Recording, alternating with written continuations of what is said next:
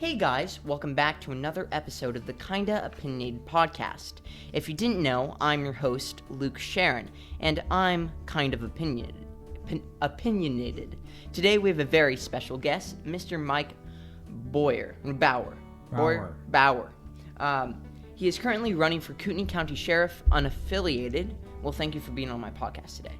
Well, it's a pleasure to be here. Thanks for inviting me. Well, I'm glad you came. How's your day going today? Oh, fine. Weather is turning a little bad. Again, we had some good sun, but it was a nice drive down from Harrison. Yeah. So you came here all the way from Harrison? Harrison, Idaho is where I live. Yeah, I lived there for 8 years now. Wow. Well, that's good to hear. Well, not about the weather. The weather is kind of crummy. Before we get started, I just wanted to say that during our emails back and forth with Mr. Bauer and I, he asked me why I was doing this, and I thought that my answer was important enough to share with you guys. So let me tell you what I said. I said that whether you like Trump or don't, you can agree that politics are a mess. This last year or so, since the election has started, I've been following it very closely. I said to myself, why don't I make a difference? I couldn't vote and I couldn't run for president, so I thought about it. What can I do that will have an impact on our community? Then I had an idea. To interview people around our community that were currently making a difference and ask them questions that mattered to me. Just thought I'd share with you guys. Let's get started then. On the first topic so I've been told that you aren't really running to win. You're running in case somebody else wins. Is that true? Well, it's incomplete. And somebody might make that limited judgment on what I'm doing. But in running unaffiliated, I'm not running against the Republican candidates. And the Republican candidates, the 5 of them, have to compete. And in May, they'll have a primary and one will win. And then I will communicate with that individual and I'll talk to them about whether or not I feel they're qualified and whether or not they are the best sheriff for me. Because I'm a citizen of Kootenai County and this person will be my sheriff. My intention was to evaluate all of the candidates and to decide which one I would support if I decided to withdraw after the Republican primary. That's a decision my wife and I will make after we decide on the qualifications of the individual who's the Republican winner.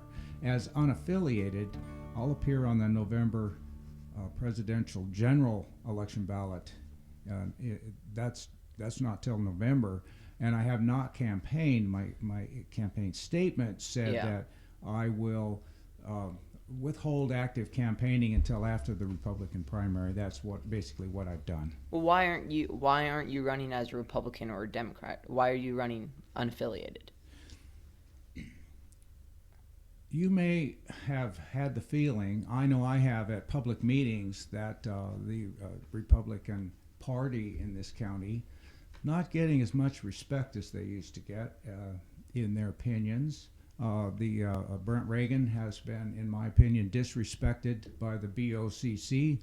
The BOCC does not appear to be making decisions right now in any way in alignment with the Republican Party, and I have a feeling that this county could flip and become either a neutral or become a Democrat county. Now, some of the cities are leaning a little more towards Democrat, and so I thought to myself, do I want to get in and sling mud such as is being slung in the Republican sheriff candidate race? There's some really fascinating stuff that's being discussed, and I really didn't want to be a part of that. And I also thought, there are people in this county who are Democrats or independents, and they have no one to vote for. Yeah. Do you think they're comfortable to go into the ballot in November and vote for a Republican if they're not a Republican? Probably not. Yeah. So they're going to feel disenfranchised. So I'm giving them a choice. I'm saying I believe the sheriff race should be nonpartisan. I've said it in my candidate statement, nonpartisan. Judicial officers, law enforcement should be nonpartisan. They should not be Republican or Democrat, in my opinion.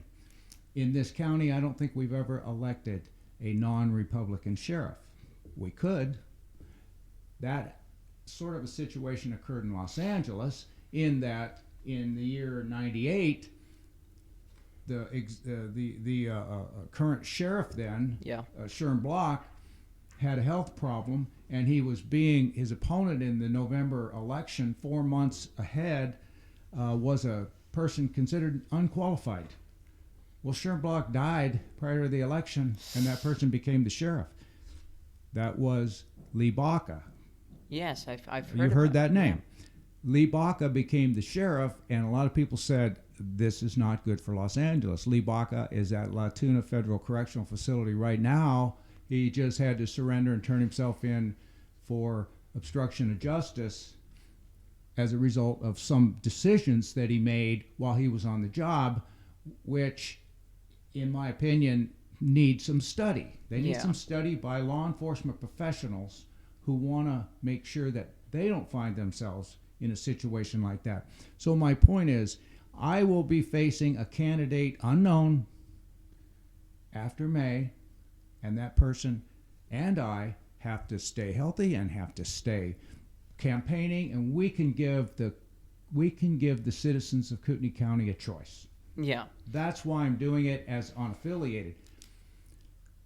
The food fight that's going on right now, I don't think it's healthy. I don't, as I had thought to say to you, as I tried to decide what I should say to you and to the public that's listening, I don't think the deputies should be involved in political campaigning. I don't think it's healthy for them. I think they need to stay neutral. They're at-will employees, and they are subject to retaliation. I think Rick Whitehead mentioned that in a newspaper article. It was very, very accurate statement. Then why is he running as a Republican? What's that? If he said that, then the sheriff should be unpartisan, like. What he was saying was that the Deputy Sheriff's Association should not endorse candidates. I see. That was his point, because then if their candidate loses in May, creates hard feelings. So somebody else is going to be the sheriff. Yeah. So what will happen in May is that I will be standing there, hat in hand. One candidate will emerge, and that person and I, if it's Kim Edmondson, or if it's Bob Norris, John Grimm, or Rick Whitehead, we will look at each other and say, how much money do we want to spend between now and November?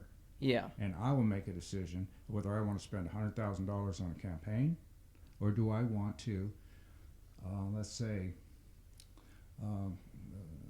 decide that I'm satisfied with the qualifications, the experience, and the attitude and the general law enforcement philosophy of the winner of the Republican primary. If I'm not, I will run to November, and I will run hard. So you're if you don't like the person who wins the primary, so if you don't like the person that wins the Republican primary, you're definitely going to run against them. Is that correct? That's my plan right now. That could change. My wife's health is a problem. Yeah. People are aware of that. My health, I'm 70. I'm the oldest candidate running. So far, I'm doing fine. I'm not disabled in any way. I've got a regular service retirement.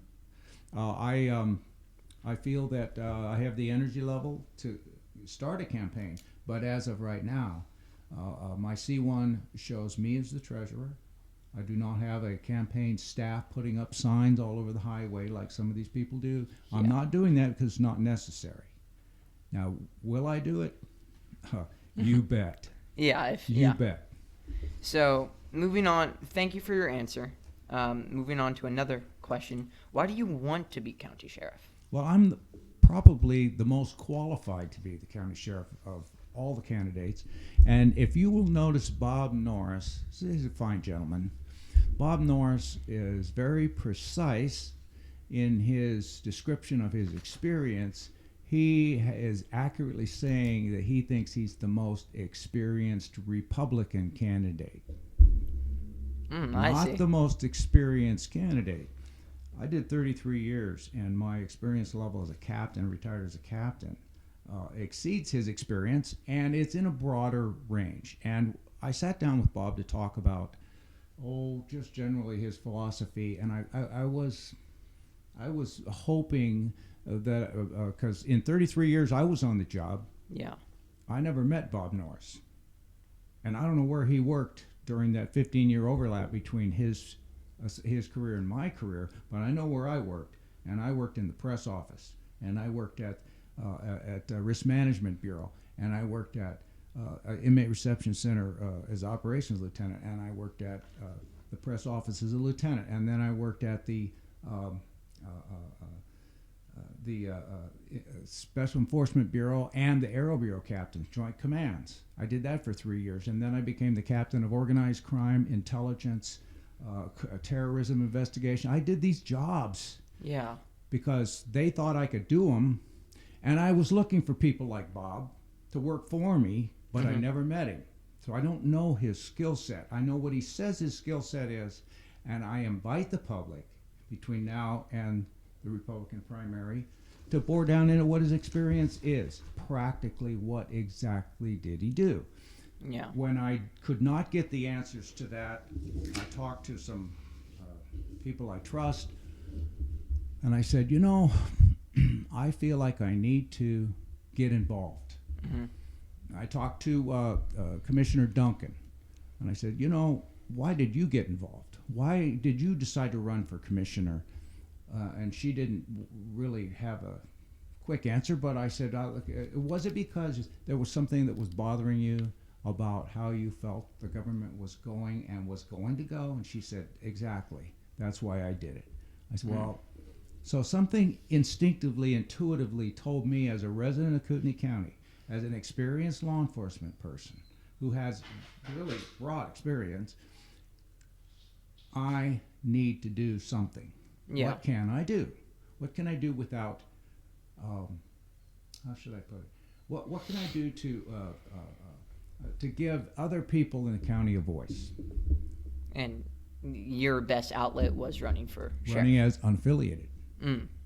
So I was told that you had sent $100 checks to most of the candidates, and some people thought it was a test. Some people cashed them. I was just wondering why. Because I want all the Republican candidates to have as much resources they need to make their case. I'm not running against them. The point was to say to them, I want to help you put your best foot forward, and I'm going to help. I'm going to try to help you fund your campaign. Here's some money. It's not in competition with me. Now, I wouldn't do that after the primary. Yeah. I wouldn't do it at all. That'd be foolish. I gave Rick Whitehead more than I gave the other candidates. Two of the other candidates returned their checks uncashed and said, I'm sorry, I can't accept them. Two of the candidates cashed them. John Green did not get a check from me because he hadn't filed yet, and I wouldn't give him a check anyway while he's under indictment. And he got convicted. I wouldn't have. Yeah. I was convicted. So yes, my thinking was, first off, I wanted to meet them all in person. I met them at the fair. They were all at the fair? Well, except for Kim. Mm. And I went up to him and I said, here, I'd like to make a donation to your campaign. My name's Mike Bauer. I'm running unaffiliated. I filed unaffiliated. And after a few days, they decided whether to cash the checks or not. It was their business. Well, why? Are you going to affiliate once you get after the primaries, or are you going to stay unaffiliated? Because I know that there's... I cannot affiliate Republican, and I will not affiliate Democrat. I've never been a Democrat. Well, I think... Well, if you're trying to... your target audience, you said, was the people that aren't Republicans, and you're trying to give them the second choice. But when majority of Kootenai County is a Republican, how are you gonna go against the person that wins the primary? What I'm telling you is that I have a theory, and I have an instinctive concern that Kootenai County is not a majority Republican. So you don't. In other words, if enough Republicans see the Republican candidate for sheriff, and they're not satisfied, and they know enough about me as an independent, would they cross over and vote independent instead of Republican? They're in the booth by themselves, so they can make that decision. Will the Democrats be comfortable voting for the Republican candidate or for an unaffiliated candidate who has said in his candidate statement he represents everybody in the county, not just the Republicans? I've made it clear. Newspaper didn't put that in there. They're not really sure what they are, in my opinion. Republican or Democrat. I'm not really sure what they are. But shouldn't press not be affiliated? Shouldn't press not have a Republican or Democrat? Because right now the press, we have CNN, which targets Democrats, and we have Fox News, who targets Republicans. There isn't really a middle. There isn't a middle ground. Shouldn't press not be Don't affiliated? You think the national problems we have are because of partisan politics getting involved into what should be neutral reporting and neutral law enforcement and neutral intelligence operations? The problem is the interjection of politics into it.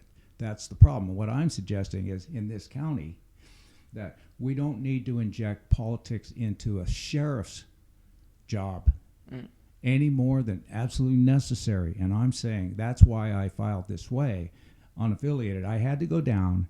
I'm a lifelong Republican. I had to go down and change my party affiliation at the election office to unaffiliated. That was painful.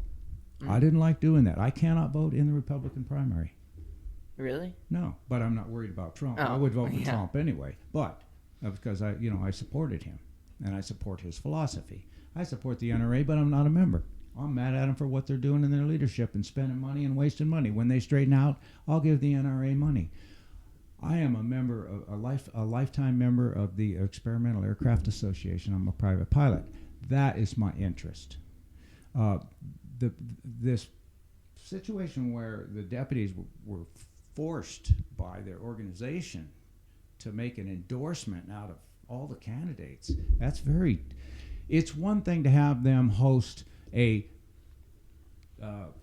debate and let the public and let their membership see who they want to vote for and who their families want. It's another thing for them to take an official position. That's what Rick Whitehead's upset about. That I think John Grimm, I haven't asked him specifically, I think John Grimm may not be satisfied with that. The deputies themselves are going to find out whether that was a wise decision based on who their next sheriff is. There will be a next sheriff. And on another point, at the at the detention officers' budget hearings, a public hearing, two of the county commissioners were there. It was in the jail at 8:30 in the morning on a Monday morning. Wow. I can only assume they didn't want a lot of public attendance. I attended. Rick Whitehead attended. We were the only two candidates to attend, and I cornered Dan Matos and Ben Wolfinger, and I said, "Why are you two leaving these kids alone? Why are you abandoning them? Why are you retiring now?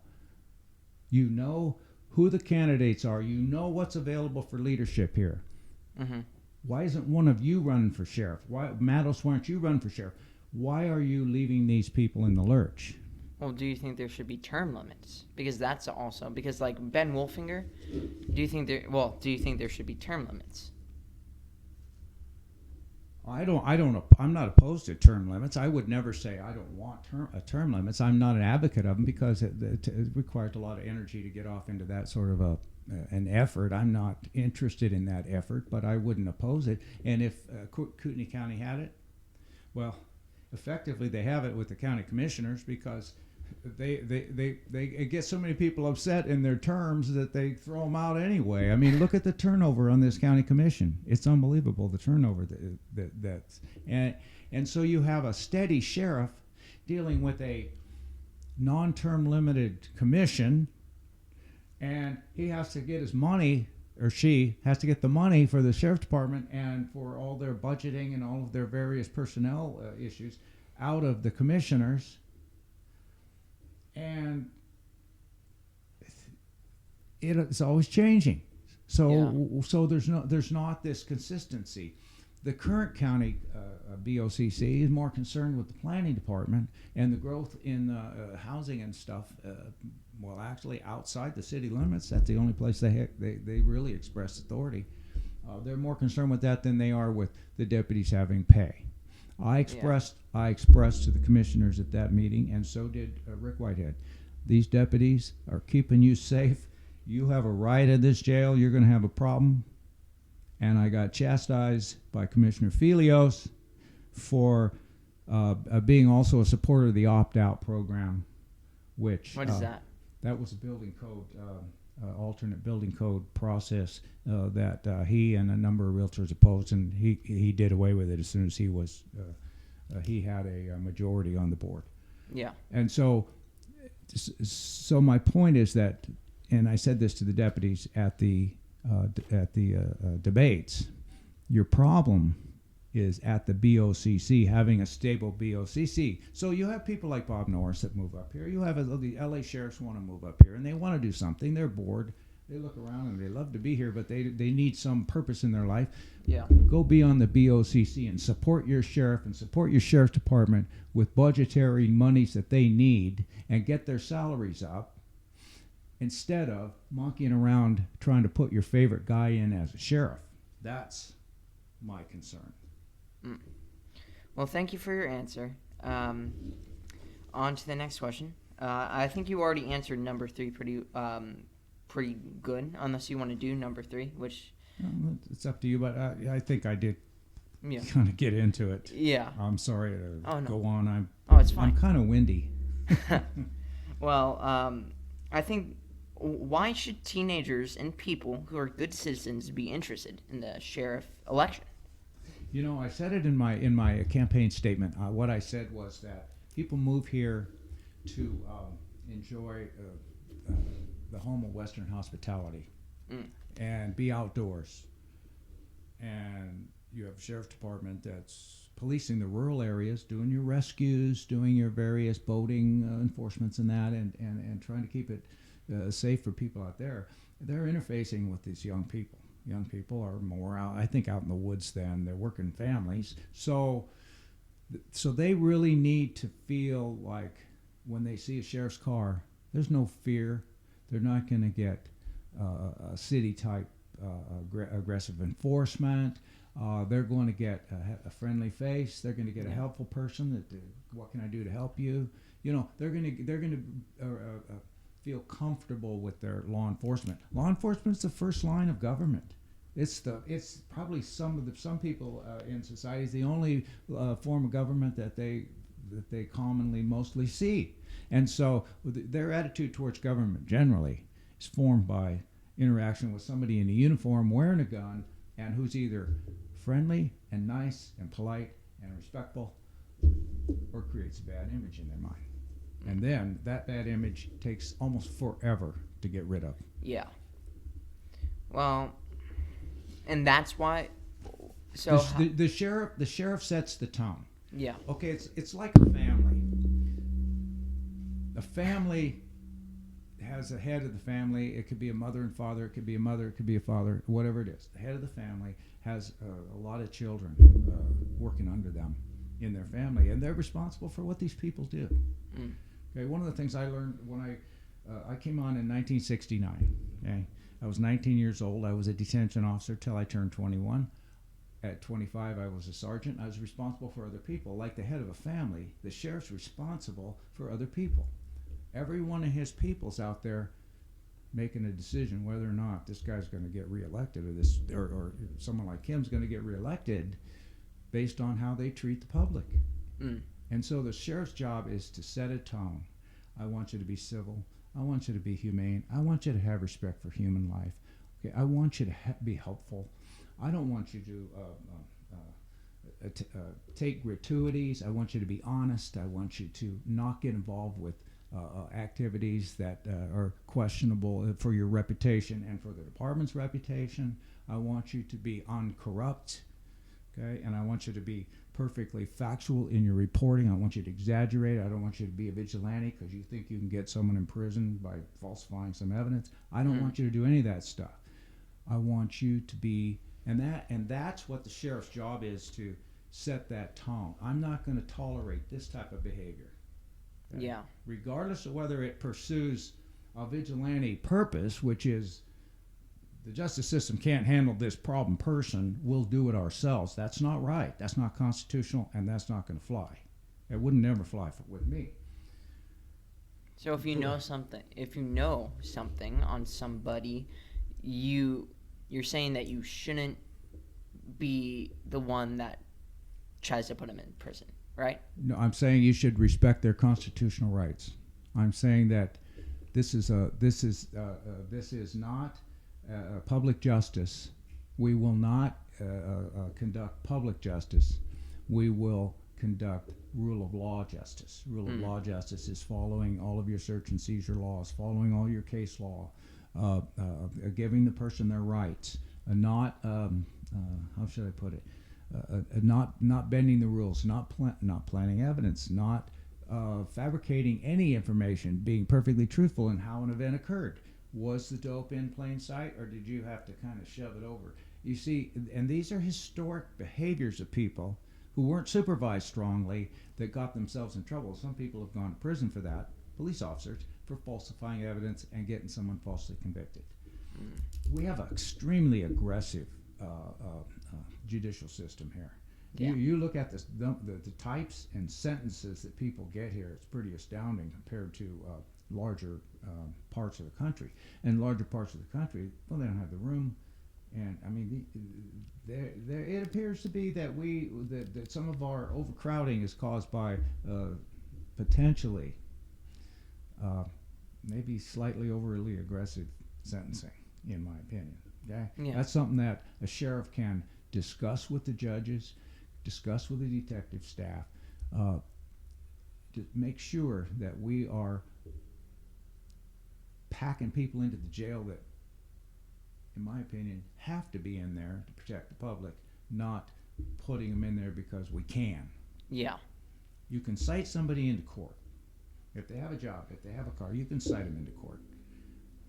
You don't have to feed them for 3 or 4 days while they try to figure out how to make bail. That's my point. All of these are philosophical and leadership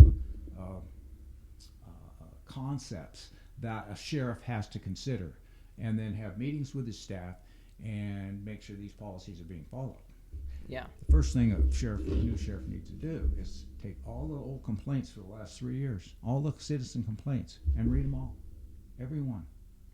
Take them home on the weekend and read them all, and find out, what does the public think about us? What are they saying we're doing? Are we doing it? Are we not doing it?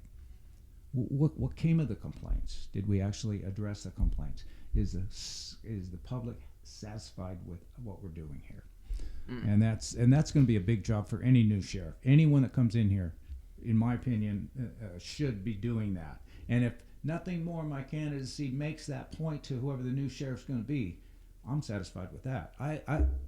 I want to contribute my many years of experience and watching people make mistakes and hurt people unnecessarily and damage their own careers necessarily, and get that information to whoever's going to be the new sheriff. So if your message is heard by the Republican, the person who wins the Republican primary, that is what you've been hoping for, correct? Absolutely. Okay.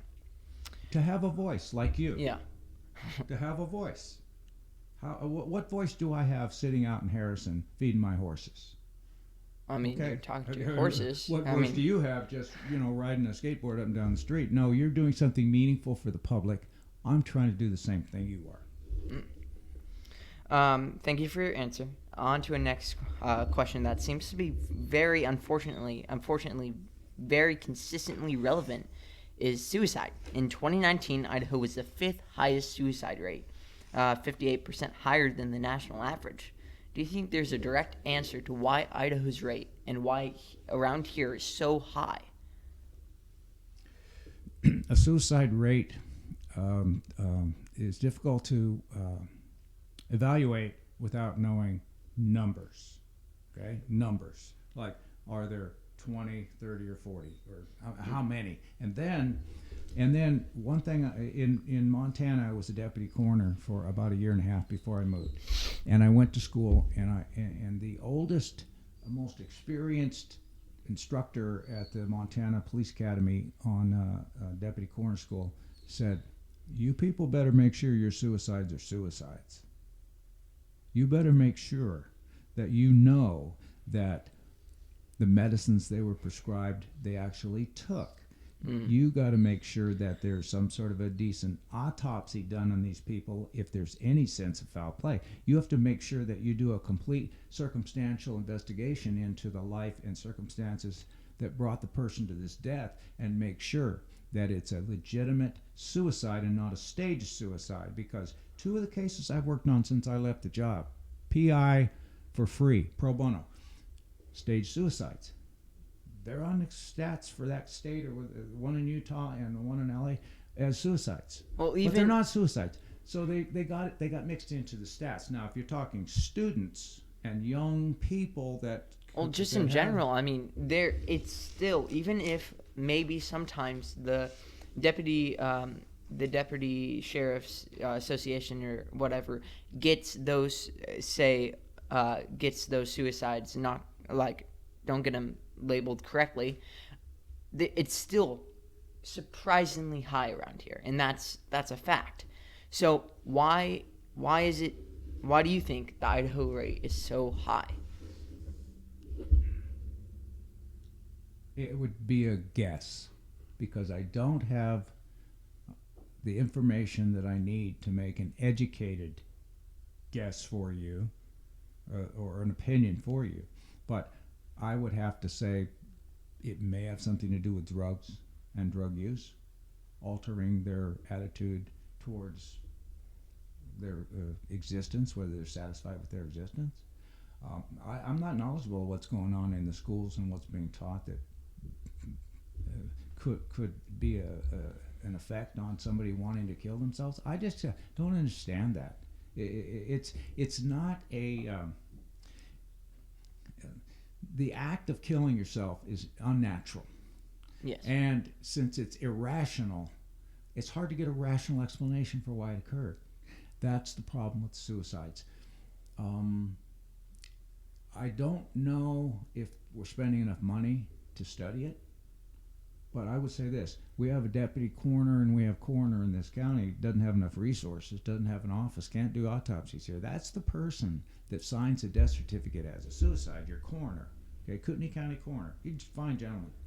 That man needs every resource to make that determination. He needs to know, and he needs to also work with the school and work with the family in order to make sure that that is an accurate death certificate cause of death. So what is your guess? So there has to be more reasons than just drugs, because you can't, when there's an 11-year-old who kills himself or herself, they're not going to be the ones taking opioids. They're not going to be the ones taking these high doses of drugs. Mm-hmm. What's your guess, without having any knowledge, well, or maybe some knowledge, why do you think those people are like doing suicide? Just as an amateur, I would speculate depression, and depression maybe could be in some cases. I guess it's been established it's weather related, it's boredom, it's family abuse, and those sort of things are. I don't see them addressed in the paper. I mean, I don't know what efforts being made. So you talk about the sheriff's role in assessing students, young people, suicide. Yeah. Well, you know, I would be open to working with anybody that thought that I and all of my people as a sheriff could do anything to help reduce it. I'd be open to anything. My door's open. Come on in, let's talk about it. What can I do? School resource officer, identifying people that are acting a little unusual or depressed. Is it working with the family, putting a hotline in and assisting with hotlines, whatever it takes. This is not as much as the sheriff's blotter looks like it's a chaos out there. I think there's enough time in the sheriff's people's day to address the problem. It's also really important that the sheriff and his staff understand that the coroner has what that coroner needs to do circumstantial investigation on these matters, because circumstantial investigation is where you learn what actually was the problem. Yeah. So, moving on to a question that is on the same type of thing. What's the biggest issue in our community, in our county? What's the biggest issue in our county? It's the influx of new residents who moved here with the expectation that this move was going to improve their lives. And when they find out that we're crowded, we've got, just as similar drug problems as some of the city. When they find that out, I think that there's a cultural shock that people go through here. I think it's why people pull out in front of you out there on the road, drive like idiots. They're impatient. They move here from somewhere where the pace is fast, and they have a hard time adjusting. And that you got a lot of Texans here. You got a lot of people from Seattle. But you got a whole boatload of Californians moving in here. Correct. And they get a bad rap, but pretty sure it's 36%. But they fled. They fled. Okay, and they came here with some money, and they're on that lake, and they're in these various big houses around here, and by golly, maybe they have a right to expect a little better service. Maybe they have a right to expect that their roads are better. Maybe they have a right to expect that their tax money. I'm paying $7,000 a year in property taxes. That's a lot of property tax for Idaho. And so maybe they have a right to expect it, but what I'm suggesting is that we have a cultural situation going on here. And let's just point out that Bob Norris' candidacy is an example of that, because Bob Norris' support group is the LASD, LA Sheriff's Department retiree luncheon group that meets every month. And they are his campaign staff, and they're here from Southern California. And I've heard them at meetings talking about how to solve problems here in ways that suggest that they want to solve them like they were in California. Idaho is not California. Idaho's problems are different. Idaho's problems need to be solved, in my opinion, by interfacing an Idaho attitude and a Western hospitality attitude over these sort of problems, and not just say, I want this and I want that. So cultural, it's the influx of people coming into this community with expectations that maybe aren't met. As sheriff, what do you think you can do? As sheriff, if you become the new Kootenai County Sheriff, what can you do to, if the influx of population here is so crazy, like everybody's saying it is, what can you do? What can the sheriff do? Well, and if the sheriff can't do anything, what would you advise the person that can do something? So you know that the chief of police of Post Falls and the chief of police of Coeur d'Alene are dealing with, because they are in the areas where most of your commerce is occurring, in your stores, your box stores, and your various field trips that these people are going on. Yeah. They are setting a tone in their communities for how they want to deal with their people. The sheriff, 70% of the population of the county is inside these cities, not the authority of the sheriff. 30% is outside. Outside, where you've got your rural people, you've got your larger homes along the lake. These sort of people. I think part of the way to address that is that the way the deputies are told to interface with people. For example, are you going to write somebody a ticket for every little thing? Probably not. Well, I don't want them to. That's my point. My point is, you're not a tax collector. You want to help somebody. What's the purpose of traffic enforcement? Traffic enforcement is where you set the tone. Who's the sheriff? Who's the sheriff of this outfit when his people are doing this to me? I don't like that. I'm going to make a complaint. and then you got to go through all the paperwork. Well, that's kind of unnecessary. The sheriff sets a tone in his areas, in areas in which he has jurisdiction, but the sheriff is supposed to be, according to this constitutional group, the premier law enforcement, superior law enforcement officer for the county. So the sheriff can go meet with these chiefs of police and say, look what I'm seeing here. What are you seeing? Let's talk about this. Should we be doing this with the public, or should we be doing that with the public? And try to get a consensus that this is the way this should change. Because you don't forget, remember when they went to concealed carry for Idaho residents without a permit? Do I remember? No. Oh, they did. It was voted by the legislature. And the chiefs of police were asked, what do you think about it? What's your opinion? Should it be passed? Should the citizens of Idaho be trusted to have a concealed weapon without a permit if they're a resident of Idaho? And we had at least one chief of police of a major city who came from out of state say, no, I don't think that's right.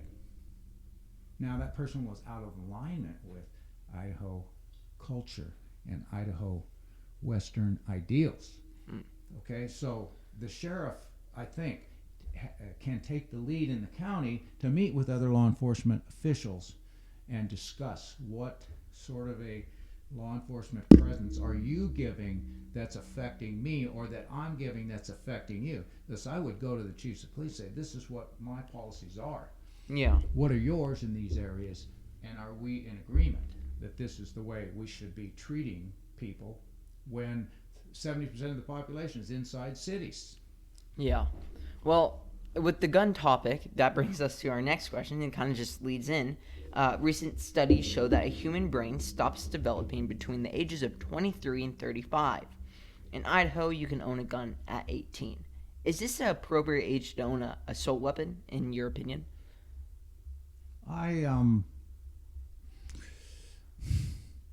If a person is independent, living by themselves at 18, they're employed, they are contributing to society with taxes, and they're not a criminal, I have no problem with an 18-year-old having an assault weapon. I would prefer 21, but I don't. That's not hard and fast for me, because people are so different. I think people are not maturing as fast as they used to, because some of their younger lifestyle is subsidized and maybe a little not as harsh as mine was. You know, I was out on my own at age 18. I started working when I was 16 at McDonald's. You know, so I've been working my whole life, and you know, I wouldn't want anyone to tell me I couldn't have an assault weapon at 18, but the fact of the matter is, what did I need one for anyway? I didn't want one at 18. You know what I wanted? I wanted a car. I wanted my wife to come home, you know. I had a life that did not revolve around guns. Yeah. So, but the people who have guns as a lifestyle and as a culture, and especially in the Mountain West, I think 18's okay. I wouldn't drop below 18, but I would, if a person was in school at 18, you know,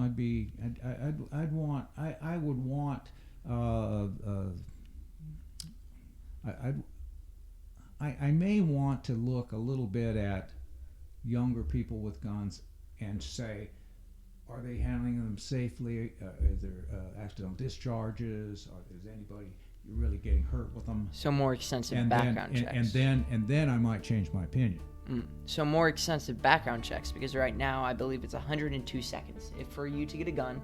Then for them to put it into the FBI whatever thing, it takes 120 something seconds for it to be accepted. Do you think there should be more extensive background checks? Well, I think the background checks have to be maybe quality tested now and again, and let's find out if they're catching everything that should be in there. That's the problem. The government takes responsibility to say someone's safe to have a gun. They better be doing a bang-up 100% job on having the data that they need. And if some part of government, like the military or somebody else, not contributing what they should contribute, shame on them. But you can't blame the gun seller, if the government who requires this says a guy's safe to have a gun, and then he goes out and it turns out he wasn't safe to have a gun, that's the sort of problem we're running across. That the database that's going into the system not always thorough. Now, do I think that we should consider maybe the review process? You're not denied, you're under review. Okay. Do I think that that's a potentially where we're headed? I would rather do that than red flag. Okay. I don't agree with red flag. Red flag is not a rule of law. It's public justice.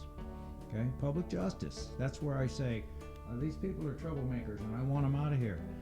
Well, you don't have any reason to. We'll get them out of here. Well, we'll chase them off. No, that's no. They have a right to be here. So, with guns, boy, you talk about a hot topic. I just can't wait to see how this podcast and my comments roll out. Yeah. Well, thank you for your answer. Now, this is, okay, so get ready, okay? This is the most important question. This will determine if you get any voters. And if once you go against, this question will determine. Hawaiian is the best pizza ever made. Thank you.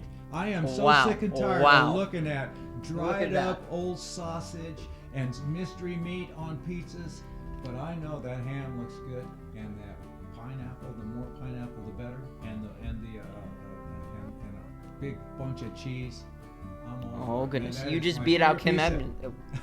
You just beat out Kim Edmondson. She said something along those lines, like, I like to eat pineapple pizza, but you just said pineapple pizza was the best. I have never gotten heartburn from Hawaiian pizza. Look at that. But I have from the others. Yeah. Okay. Well, thank you guys for listening to the Kinda Opinionated Podcast. Please tune in every once in a while to listen to the next one. And until next time, bye.